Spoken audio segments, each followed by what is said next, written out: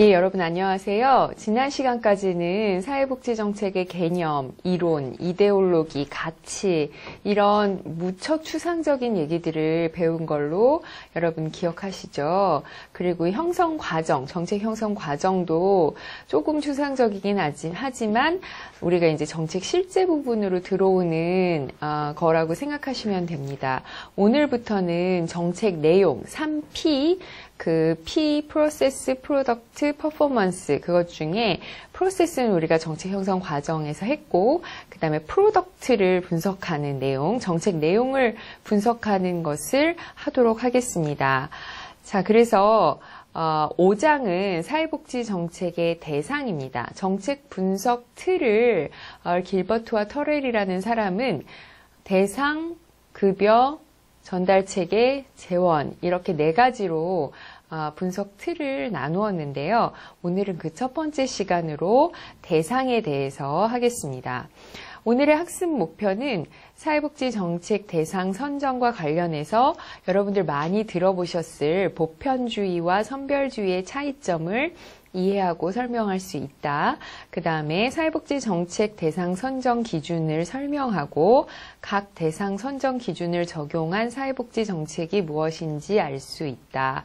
이게 오늘의 학습 목표입니다.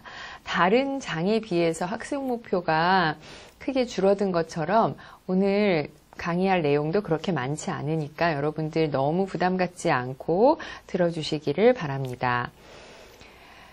자, 먼저 여러분들 책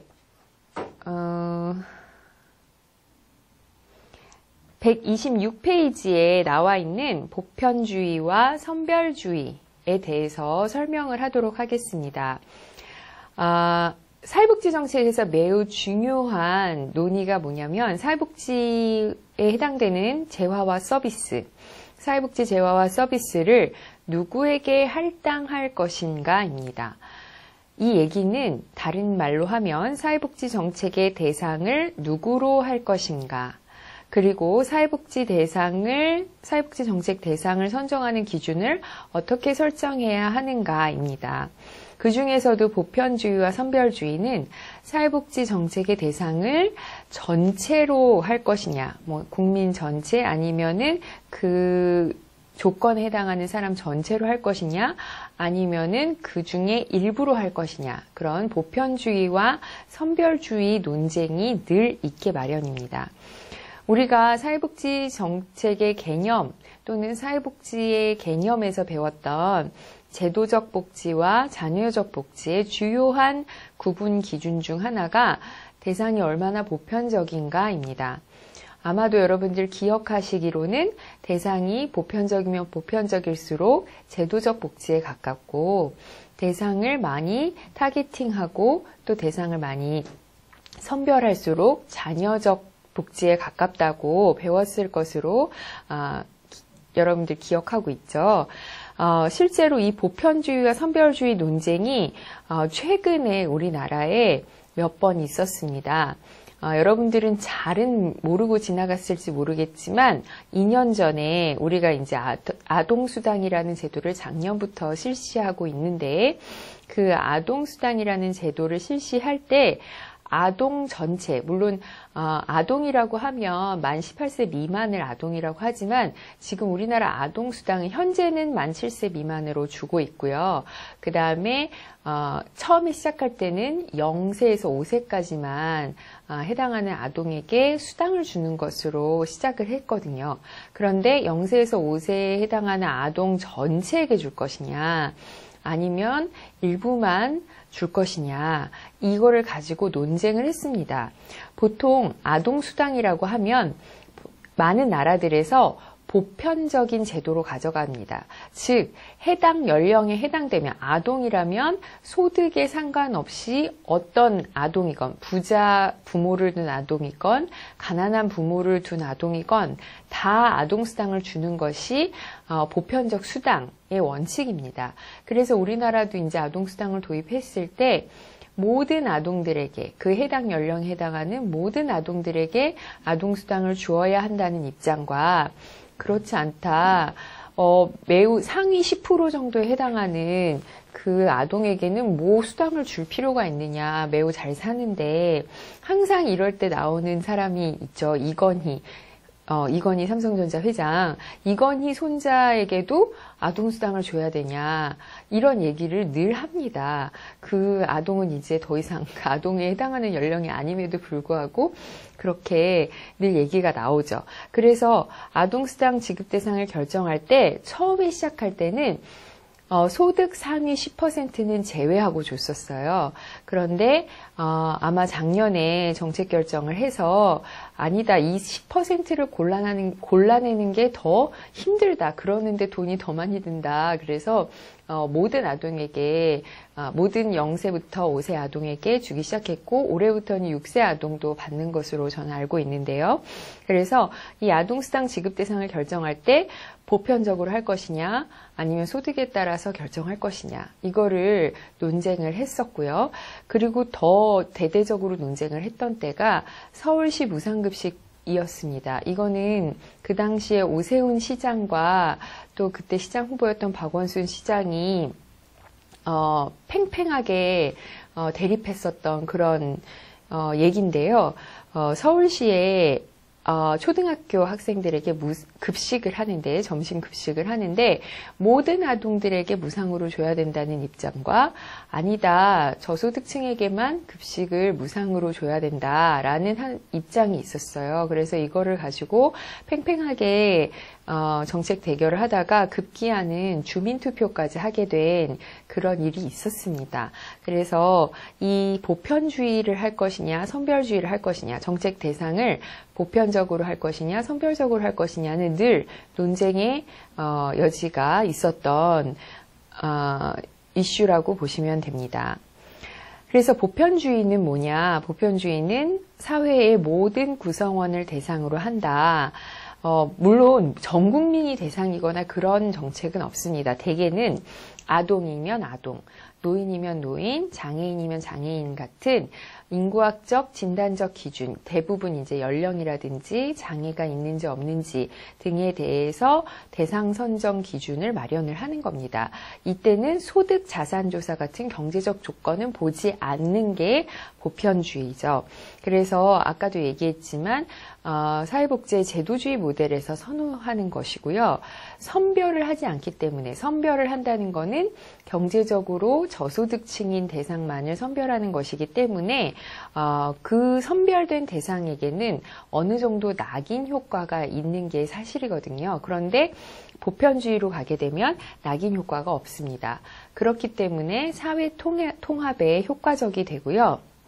그 대신에 단점이 있다면 전체 대상자를 소득에 상관없이 다 대상으로 하기 때문에 대상자 수가 많아지기 때문에 전체 비용이 증가합니다. 그렇지만 아까 제가 살짝 얘기했던 것처럼 아동수당을 처음 2017년에 시작할 때 상위 10%를 제외하고 시작했던 거는 총 비용을 고려해서 전체 비용이 너무 크게 증가하니까 그렇게 했던 건데, 나중에 이거를 100% 해당 연령 아동 100%에게 주게 된 때는 그 상위 10%의 아동을 골라내는 비용, 대상자 선별을 위한 행정 절차가 까다롭다는 그런 문제가 제기된 바가 있습니다. 그래서 보편주의로 할 때에는 대상자 수가 많아지기 때문에 전체 비용이 증가하는 반면에 대상자 선별을 위한 행정 절차가 까다롭지 않아서 운영 비용은 상대적으로 감소합니다. 그래서 사회적 효과성은 높고 비용 효과성은 낮다고 볼 수 있습니다. 사회적 효과성이라는 거는 사회 통합 효과가 크다는 거죠. 비용 효과성이 낮다는 거는 총 비용이 많이 든다는 것이고요. 그리고 급여 적절성이 감소됩니다. 이건 무슨 말이냐면 대상을 전체로 하기 때문에 급여를 많이 줄 수는 없습니다. 예, 모든 사람들이 다 많이 받게 되면 그야말로 국가 재정 적자가 우려가 되겠죠. 그래서 전체 아동을 대상으로 할 때, 전체 노인을 대상으로 할 때는 급여 수준은 낮춰야 될 수밖에 없는데 급여 적절성은 감소하게 됩니다. 그래서 예가 있는데 여기 보시는 것처럼 우리나라는 아직까지 보편적 노령수당은 없어요. 그런데 서구에서 하는 노령수당, 아동수당, 장애수당 이런 것들은 노인이기만 하면, 아동이기만 하면, 장애만 있으면 소득과 상관없이 장애가 얼마나 심한지 어쩐지와 상관없이 모든 사람들이 다 받는 현금 급여를 사회수당이라고 하거든요. 그래서 그런 정책들이 보편주의 복지에 해당이 되는, 보편주의 복지 정책에 해당이 되는 종류입니다. 그리고 현금 급여뿐만이 아니라 영국의 내셔널 헬스 서비스 같은 NHS라고 줄여서 말하는데 보편적 의료 서비스도 그 사람이 가난하냐, 부자냐, 건강이 어떠냐 이런 거에 상관없이 모든 국민이 보편적으로 받을 수 있는 의료 서비스를 NHS라고 합니다. 그리고 우리나라의 보육료 지원 제도도 어떻게 보면 보편주의 제도인데요. 왜냐하면 0에서 5세에 해당하는 영유아에 해당하는 아동들은 누구나 어린이집이나 유치원을 이용하는 아동들에게는 보육료가 지원이 됩니다. 이것도 소득에 상관없이 지원이 되고요. 그리고 만약에 어린이집이나 유치원을 이용하지 않겠다 하는 아동에게도 양육수당을 지급하기 때문에 우리나라의 보육료 지원 제도는 영유아에 해당하는 연령이면 다 지급이 되는 그런 제도라고 볼 수 있습니다. 자, 선별주의 제도는요. 소득 자산 조사를 통해서 경제적 욕구가 있는, 그러니까 경제적 욕구가 있다는 것은 소득이 부족하다는 것이죠. 그래서 경제적 욕구가 있는 일부 계층에게 한정되어서 사회복지 정책을 할당하는 것입니다. 사회복지 정책 급여를 할당하는 것입니다. 자, 이렇게 선별주의를 해야만 하는 이유는요. 경제적 자원을 비롯해서 이 세상의 모든 자원이 다 희소성이 있습니다. 무한정 나오지 않는 거기 때문에 자원의 희소성을 인정한다면 그 자원들은 꼭 필요한 사람들에게만 제공되어야 하지 별로 필요 없는 사람들에게까지 제공될 필요가 있느냐라고 하는 것이 선별주의를 지지하는 사람들의 주장입니다. 그래서 사회복지 정책에서는 자녀주의 모델에서 선호를 하죠. 자녀주의 모델이라는 것은 시장이나 가족이나 여타 사회의 다른 제도들이 다 기능을 하고 거기서 제대로 기능하지 못하는 사람들, 그러니까 노동시장이든 자본시장이든 시장에서 충분한 소득을 벌어들이지 못하는 사람, 그리고 가족의 돌봄이 충분하지 않은 사람들에게만 사회복지가 필요하다고 하는 것이 자녀주의 모델이었죠. 그래서 이렇게 선별주의로 대상을 선정하게 되면 대상 효율성, 다른 말로 목표 효율성이 증가합니다. 그 대상에게만 집중적으로 자원이 할당되기 때문이죠. 그리고 총 비용은 감소할 수 있죠. 왜냐하면 대상이 적어지기 때문에 급여를 충분히 준다고 해도 대상을 아주 한정하기 때문에 총 비용은 감소할 수 있습니다. 그 대신에 행정 비용은 증가합니다. 왜냐하면 그 대상을 적절하게 골라내려면 그 대상이 진짜로 경제적으로 욕구가 있는지 없는지를 판단할 수 있는 여러 가지 행정 작업이 필요하거든요. 그래서 행정 비용이 증가하고요. 그렇기 때문에 행정 비용이 증가한다는 것은 다른 말로 하면 운영 효율성이 감소한다는 것입니다. 여러분들이 사회복지 정책의 가치를 배웠을 때 효율성이라는 가치에서 목표 효율성과 운영 효율성이 서로 상충된다고 배웠을 것으로 배운 것으로 기억하는데요. 대상 효율성은 증가하는 반면에 운영 효율성이 감소한다고 볼 수 있습니다.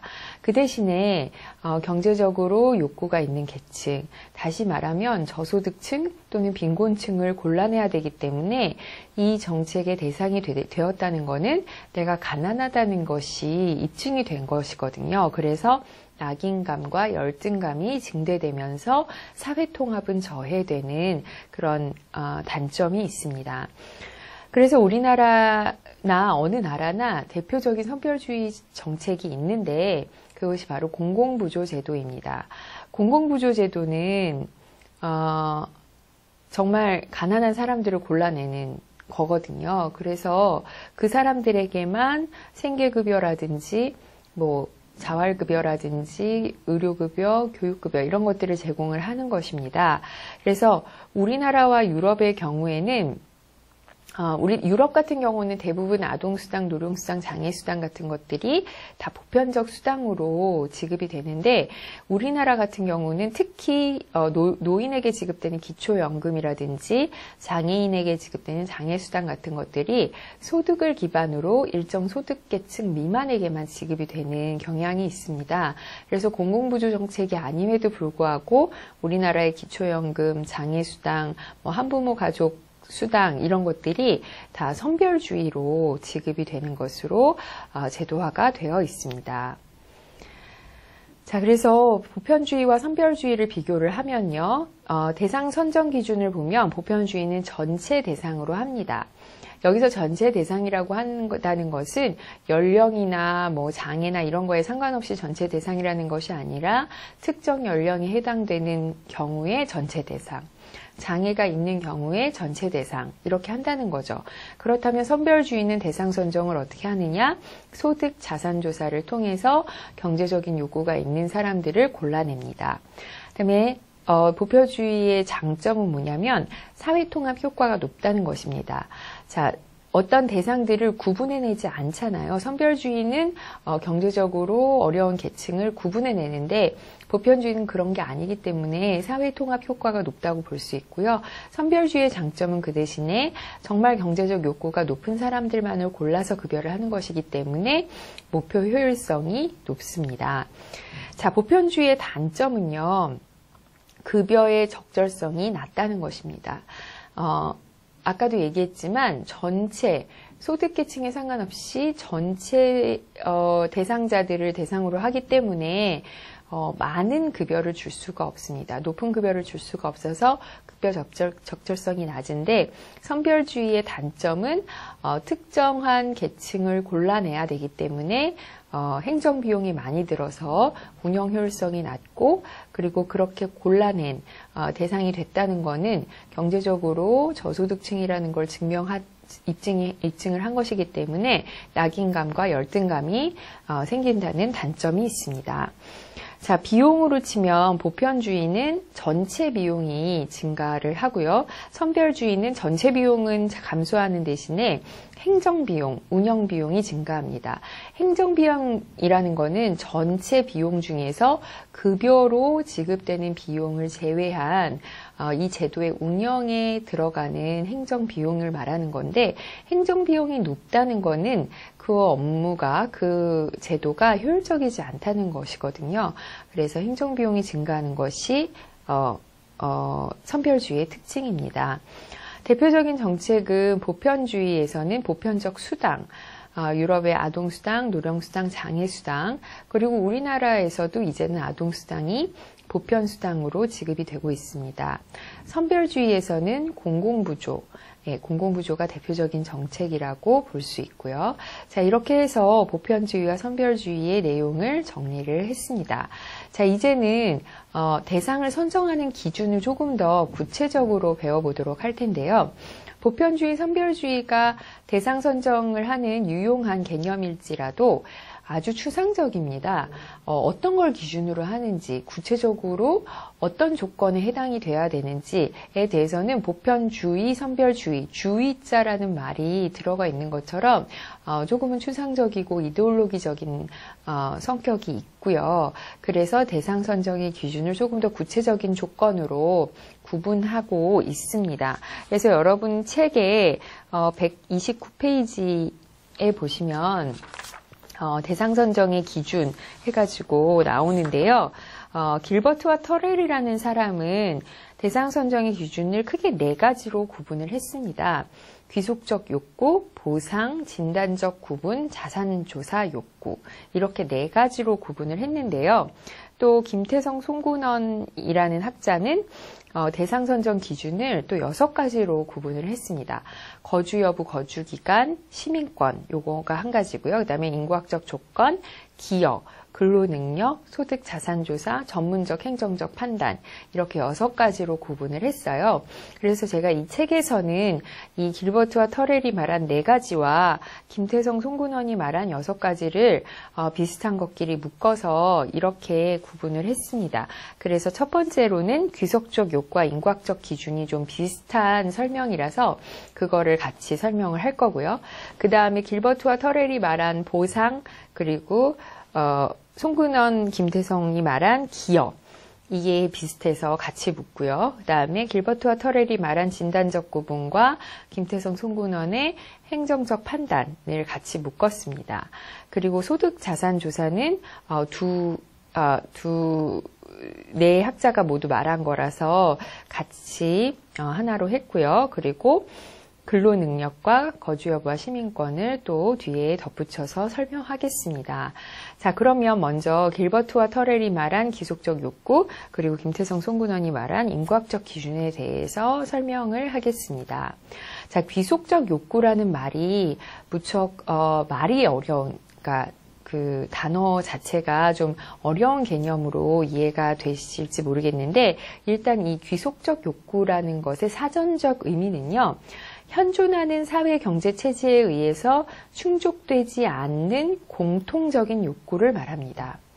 현존하는 사회 경제 체제, 우리 사회로 치면 대부분의 이제 국가들이 경제 시스템을 어떻게 가져가냐면 자본주의 경제 체제입니다. 사회주의 경제 체제를 하는 국가들은 몇 안 되죠. 그래서 현존하는 사회 경제 체제라고 하는 것을 자본주의 경제 체제라고 한다면 자본주의 경제 체제에서 충족되지 않는 공통된 욕구를 말하는 거죠. 근데 자본주의 경제 체제에서 모든 사람들이 다 욕구를 충족할 수 없는 건 아니거든요. 자본주의 경제 체제에서 욕구를 충족할 수 있는 사람들은 자본이 있어서 자본을 통해서 이윤 소득을 얻는 그런 사람들이 욕구를 충족할 수 있고요. 또 자본이 없는 사람들은 시장에서 노동을 공급함으로써 생계를 영위하기 때문에 욕구를 충족할 수 있습니다. 그렇다면 여기서 말하는 현존하는 사회 경제 체제에 의해 충족되지 않는 공통된 욕구라는 것은 자본주의 경제 체제의 시장에서 노동이든 자본이든 이것을 공급하지 못함으로써 생계를 영위할 수 없는 사람들, 다시 말하면 경제활동이 가능하지 않는 사람들을 귀속적 욕구가 있다고 판단을 한다는 것입니다. 자, 귀속적 경제활동이 자본주의 경제체제에서 가능하지 않은 경우는 우리가 일반적으로 자본주의에서 경제활동 인구라는 용어를 정의를 내리는데요. 보통 만 15세 이상, 만 65세 미만에 해당하는 모든 사람들은 노동이 가능하다고 보고 이 사람들은 경제활동이 가능하다고 보거든요. 그러면 만 15세 미만에 해당하는 사람과 만 65세 이상에 해당하는 사람들은 노동시장에서 노동을 공급할 거라고 기대되지 않는 사람들입니다. 그래서 귀속적 욕구가 있다고 하면 노동시장에서 노동을 제공하지 못하는 연령대에 있거나 노동시장에서 노동을 제공하지 못하는 건강 상태에 있거나 여타 이유로 노동시장에서 노동을 공급하지 못하는 조건에 있는 사람들을 귀속적 욕구가 있다고 표현하는 것입니다.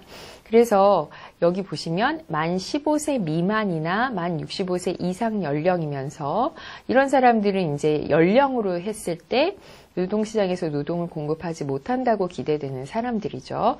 그리고 피부양자, 예를 들면 자녀나 노인을 양육하거나 부양해야 되는 사람들, 이 사람들은 이 피부양자를 부양하느라고 노동시장에 못 나가는 사람들, 그래서 노동시장에서 노동시장에서 욕구를 충족할 수 없는 사람들입니다. 그래서 이런 사람들이 다 현대 사회 경제 체제에서, 즉 자본주의 경제 체제에서는 이 사람들이 현재 사회 경제 체제에서 욕구를 충족할 수 없다고 판단되는 집단입니다. 이 사람들은 다 그냥 만 15세 미만이면 누구나 개별적인 상황에 상관없이 만 15세 미만이면 누구나 현재 자본주의 경제체제에서 노동시장에서 노동을 공급할 수 없는 사람이라고 판단이 되는 사람들이거든요. 그래서 이런 사람들이 가진 욕구를 집단적 욕구라고 합니다. 그래서 집단 내 구성원들의 욕구가 다 개별적으로 다르지 않다는 의미로 집단적 욕구를 가지고 있다고 하고요. 또 귀속적 욕구가 규범적 욕구라고도 하는데, 왜냐하면 그 사회의 가치와 규칙을 반영을 하거든요.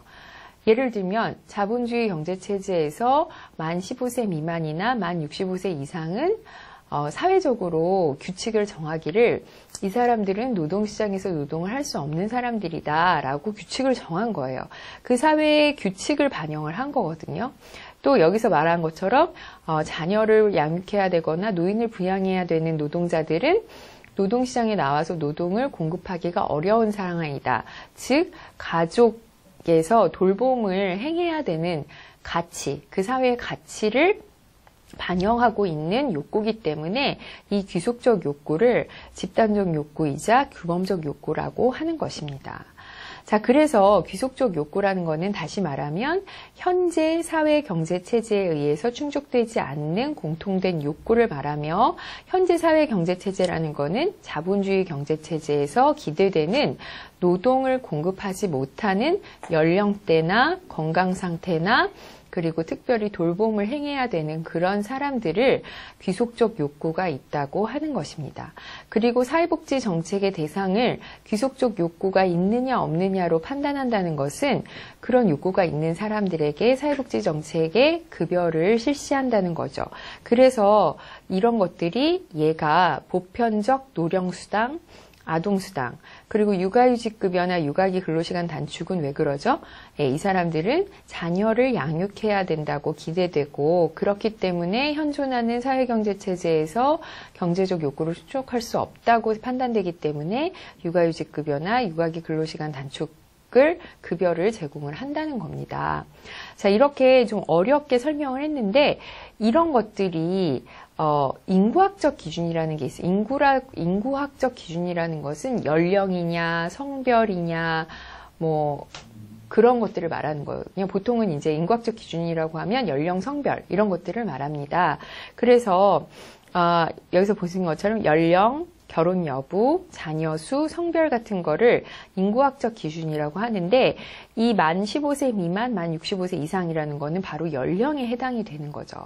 그리고 소양자, 만약에 자녀가 있느냐 없느냐 이런 것들은 자녀 수 또는 결혼 여부에 해당이 되는 거고, 또 성별에도 요즘에는 남자가 돌봐야 된다, 여자가 돌봐야 된다 이런 게 없으니까 성별이 없었지만, 예전에만 해도 그냥 엄마가 자녀가 있는 엄마는 노동시장에 나올 수 없다라고 판단이 됐기 때문에 여기서 성별도 이제 포함이 되는 거죠. 그래서 연령, 결혼 여부, 자녀 수, 성별을 가지고 사회복지정책 대상을 선정하는 것을 이제 귀속적 욕구에 따라서 또는 인구학적 기준에 따라서 대상을 선정한다고 보는 것입니다. 여기에 해당하는 정책이 뭐가 있냐면 보편적 노령수당, 연령만을 가지고 하죠. 그다음에 보편적 아동수당도 연령만을 가지고 합니다. 그리고 한부모 가족에 대한 아동 양육비도 이제 한부모 가족의 한부모는 아동이 있는 경우에 아동을 돌봐야 되기 때문에 노동시장에서 경제적 욕구를 충족할 수가 없죠. 그렇기 때문에 이런 인구학적 기준, 결혼 여부나 자녀 수를 가지고 한부모 가족 아동 양육비를 지급하는 것은 인구학적 기준에 따라서 사회복지 정책 대상자를 선정하는 것입니다. 그래서 귀속적 욕구와 인구학적 기준을 같이 설명할 수 있다고 볼 수 있죠. 그래서 이렇게 생각하시면 돼요. 인구학적 기준은 연령, 결혼 여부, 자녀 수, 성별 같은 거를 가지고 사회복지 정책 대상을 선정하는 거다. 이렇게 간단하게 생각하시면 되고, 귀속적 욕구라는 말은 좀 말이 어렵기 때문에 제가 여기서 좀 장황하게 설명을 했는데, 현재 체제에서 충족되지 않는 공통된 욕구라고 생각하시면 됩니다. 그래서 현재 체제는 자본주의 경제 체제, 그리고 경제 욕구를 충족할 수 없다는 것은 노동을 공급할 수 없다. 이렇게 생각을 하시면 되겠습니다. 자, 두 번째 기준은 보상과 기여입니다. 보상과 기여는, 보상을 해준다는 것은 어떤 손해를 본 거에 대한 보상, 또 희생을 한 거에 대한 보상, 그리고 뭔가 기여를 한 거에 대한 보상을 말하는 거고요. 기여라는 거는 그야말로 사회적 기여가 될 수도 있고, 보험료를, 사회보험료를 꼬박꼬박 내는 그 보험료를 또 다른 말로 기여금이라고 하거든요. 기여라고 합니다. 그래서 요거를 같이 설명을 하도록 하겠습니다. 자, 우리 사회에서 사회적인 기여를 했다고 인정이 되는 대표적인 인물이 참정군인입니다. 그래서 퇴직군인이라든지 또는 의사상자, 의로운 일 때문에 죽거나 다친 사람들을 의사상자라고 하고요. 그리고 독립유공자들, 이런 사람들은 국가적으로 또 사회적으로 기여를 한 집단입니다. 여기서도 역시 집단적 욕구에 해당이 되는 거고요. 그 다음에 인종차별주의나 성차별주의 때문에 사회적으로 부당하게 차별받거나 희생당한 집단, 이거는 사회적인 기여라기보다는 사회적 희생이라고 봐야 되겠죠. 그래서 사회적으로 부당하게 차별받거나 희생당한 집단의 사회적 기여와 희생에 대한 보상, 이거를 해주도록 하는 게, 요 보상을 기준으로 대상을 선정하는 게 이제 보상과 기여의 기준입니다. 그래서 이것도 마찬가지로, 귀속적 욕구와 마찬가지로 그 사회에서 이런 집단들은 다 같이 정책 대상으로 선정해야 된다라는 의미에서 집단적 욕구를 말하는 거고요. 그 다음에 이 사회에서 어떤 것이 기여하는 것이고 어떤 것이 희생당하는 것인지도 마찬가지로 그 사회의 가치 판단에 따르는 거기 때문에 규범적 욕구라고 할 수 있습니다. 그리고 이것은 형평성이라는 가치, 우리가 사회복지 정책의 가치 중에 내가 노력한 만큼 받는다, 내가 기여한 만큼 받는다, 내가 그런 것을 이제 공평 또는 형평성이라고 했잖아요. 그래서 그 형평성의 가치를 추구하는 정책이라고 볼 수 있습니다. 정책의 예를 보면 보훈정책, 보훈정책은 대표적인 이제 퇴직군인 정책이죠. 그리고 군인연금이 있고요. 그 다음에 적극적 조치라는 게 있습니다. 적극적 조치라는 것은 진학이나 취업에서 가산점을 부여하거나 고용할당제를 실시하는 것을 말합니다. 왜 고용할당제를 하느냐? 여러분들 대학 입학할 때 농어촌 거주 자녀, 농어촌 지역 전형 이런 것들이 있었잖아요. 그래서 농어촌 지역에 살면서 도시의 많은 그런 사회적인 문화적인 혜택을 받지 못했다라는 의미에서 그거를 이제 사회적인 희생이나 기여로, 또 농업이나 어업이라는 1차 산업에 종사하는 거에 대해서 적극적으로 보상을 한다는 의미에서 이런 진학에서 가산점을 부여한다든지 아니면 이 전형만 따로 정원회나 이런 식으로 한다든지 하는 것들이 바로 적극적 조치에 해당이 되는 것이죠.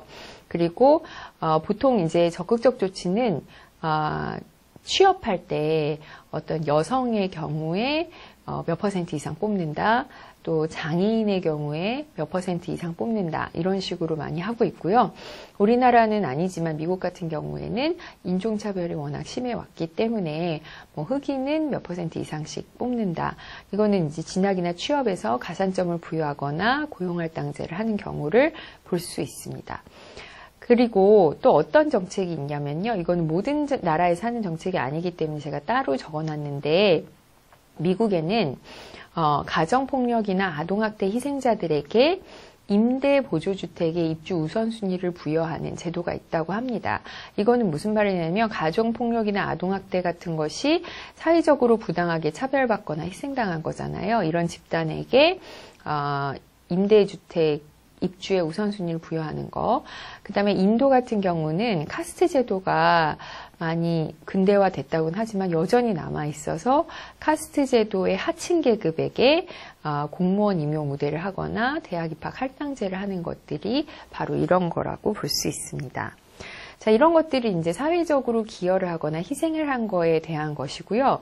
우리나라의 사회보험제도는요, 급여를 받기 위해서 미리 노동 가능 연령대, 소득에 따라서 보험료를 부과하게 돼 있습니다. 보험료를 기여하게 돼 있는데 이런 것들을 또 이제 기여라고 할 수 있습니다.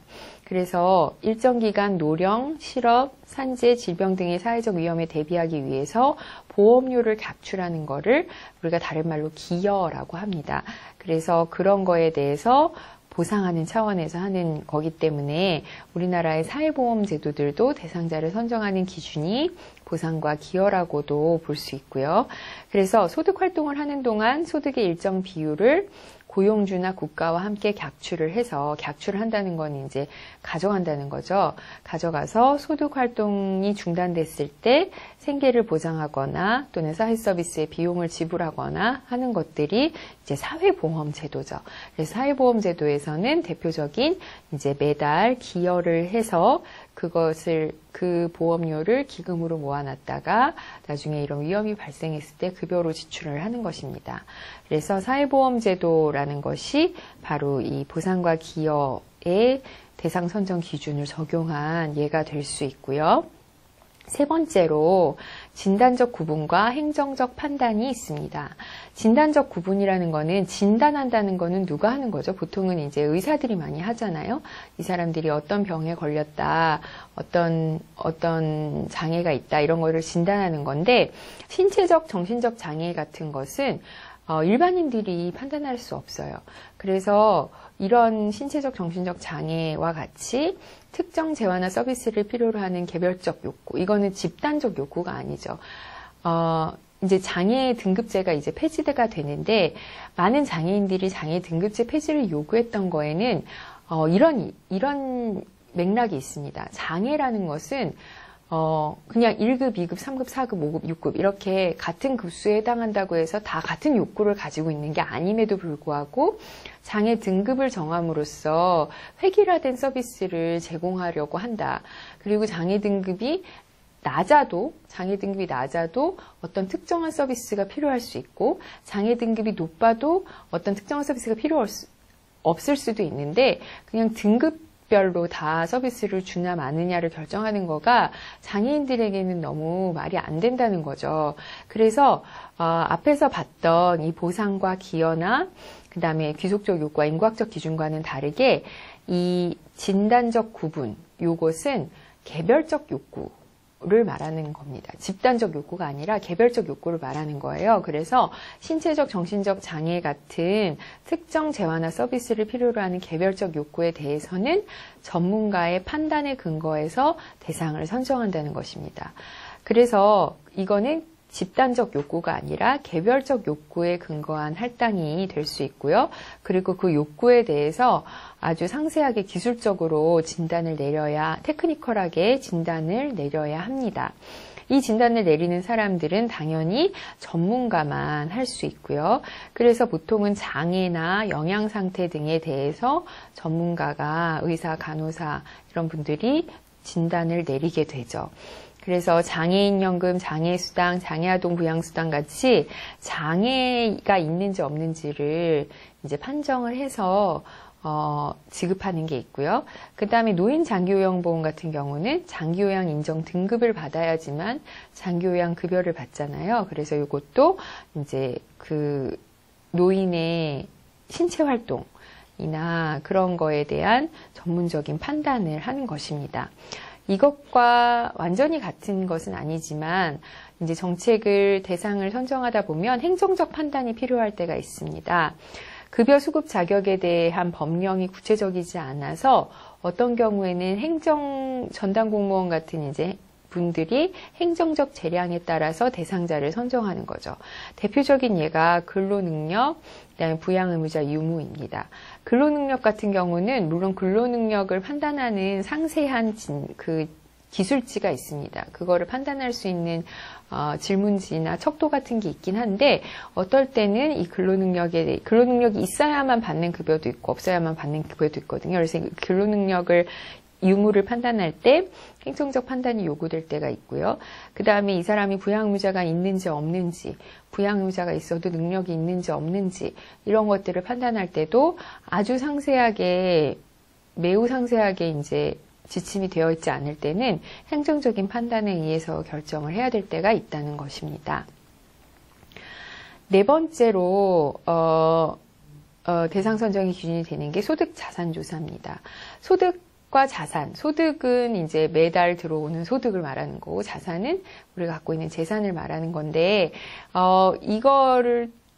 이거를 하는 이유, 이거를 통해서 대상을 선정하는 이유는 사회복지 정책의 경우 대부분 경제적 욕구가 부족한 사람들에게 지급한다고 생각을 하기 때문이죠. 그래서 소득 자산 조사를 통해서 판단하는 것이 뭐냐면 이 수급자의 경제력입니다. 경제력, 다시 말하면 재화와 서비스를 구매할 수 있는 능력, 구매력을 말하는 거죠. 그래서 소득 자산 조사를 통해서 기본적 욕구를 충족할 수 있는지, 그리고 경제적 수준이 상대적으로 어떤 수준인지를 파악하게 됩니다. 그리고 이것도 마찬가지로 개별적 욕구에 근거한 할당이 됩니다. 아무리 소득 자산 조사를 해서 뭐 빈곤층이다 이렇게 집단으로 나눈다고 해도 그 빈곤층마다 개별적으로 다 소득이 다르고 상황이 다르기 때문에 그 사람들이 필요한 구매력은 다 개별적으로 주어져야 합니다. 그래서 그 개별적 욕구에 근거한 할당이고요. 대표적으로 소득자산 조사를 통해서 대상을 선정하는 것이 공공부조 제도입니다. 공공부조 제도는 이전에는 최저생계비라는 그 개념을 가지고 절대적 빈곤선을 만들고 그 빈곤선이라는 게 빈곤 여부를 결정하는 그 수준을 말하는 거거든요. 그래서 빈곤선은 빈곤한지 안 한지를 결정할 수 있는 소득, 자산 수준을 말합니다. 그런데 이거를 절대적인 기준으로 정할 수도 있고 상대적인 기준으로 정할 수도 있어요. 상대적인 기준으로 정한다고 하면 전체 대상자들 또는 전체 국민들의 소득 수준을 어느 정도 반영을 해서 이때는 뭐 중위소득, 중위소득이라는 거는 소득을 1등부터 100등까지 세웠다. 100명이 있다고 가정을 하면 1등부터 100등까지 세웠다고 할 때 50등에 해당하는 소득이 중위소득이죠. 그래서 그 중위소득의 몇 프로 이런 식으로 해서 상대적 빈곤선을 정합니다. 그래서 소득자산조사를 한다는 것은 소득자산조사를 통해 빈곤층의 범위를 설정하는 것입니다. 그래서 빈곤층에게 주로 사회복지 정책 대상이 되도록 하는 거고요. 그런데 이럴 경우에는 이제 스티그마가 부여가 될 위험이 있고 사회통합에 저해가 됩니다. 그리고 소득자산 조사를 통해서 빈곤층의 범위를 설정하기도 하지만 때로는 소득 상위 몇 %를 제외하기 위해서 선정하는 경우도 있습니다. 우리나라의 노인들에게 지급되는 기초연금은요, 노인들 중에 소득 상위 30%에 해당하는 사람들은 기초연금을 받지 못합니다. 소득 하위 70%가 다수고 30%가 소수죠. 그래서 하위 30%를 대상으로 할 때도 소득자산조사를 하지만 상위 30%를 걸러낼 때도 소득자산조사를 합니다.